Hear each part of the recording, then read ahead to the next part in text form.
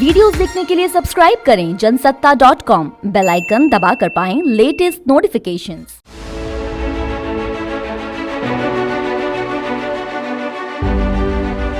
लंबे समय से लद्दाख में चल रहा विवाद अब खत्म होता दिख रहा है। वास्तविक नियंत्रण रेखा के पास पैंगोंग झील के उत्तरी और दक्षिणी तट से भारत और चीन की सेनाओं के हटने की प्रक्रिया बुधवार से शुरू हो गई है।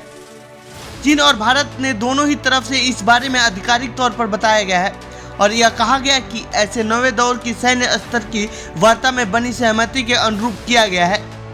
तो वहीं भारत चीन सैनिकों की वापसी को लेकर राजनीतिक बयानबाजी भी शुरू हो गई है। AIMIM चीफ असदुद्दीन ओवैसी ने शुक्रवार को सरकार पर सवाल खड़े किए हैं।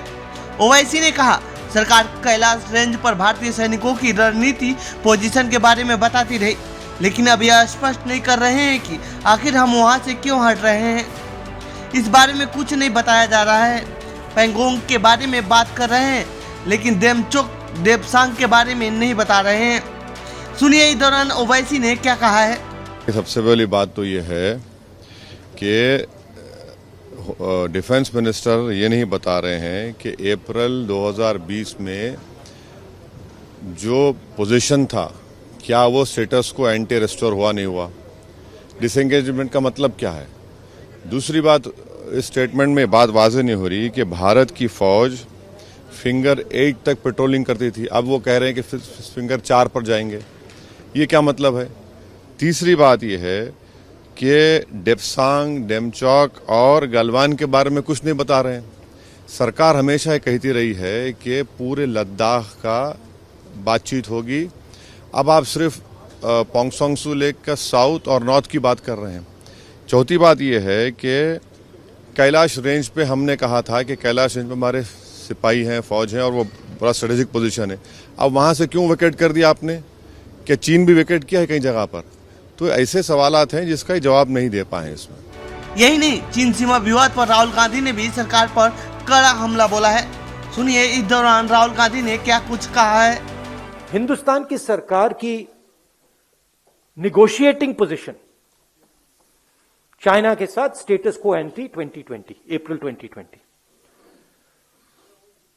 उसको सरकार भूल गई, उसको छोड़ दिया, उसको फेंक दिया। चाइना के सामने नरेंद्र मोदी ने अपना सिर झुका दिया, मत्था टेक दिया। हमारी जमीन फिंगर 4 तक है। नरेंद्र मोदी ने फिंगर 3 से फिंगर 4 की जमीन, जो हिंदुस्तान की पवित्र जमीन है, वो चाइना को पकड़ा दी है। यह पहली बात है। दूसरी बात, जो स्ट्रेटेजिक एरिया है डेप्सांग प्लेन्स का, जहां चाइना अंदर आया है, उसके बारे में एक शब्द नहीं बोला डिफेंस मिनिस्टर ने। वहां बैठे हुए हैं। गोगरा और हॉट स्प्रिंग्स के बारे में एक शब्द नहीं बोला, वहां बैठे हुए हैं। सच्चाई यह है कि हमारी जो पवित्र जमीन है नरेंद्र मोदी ने चाइना को दी है। यह सवाल है, इसका जवाब दें।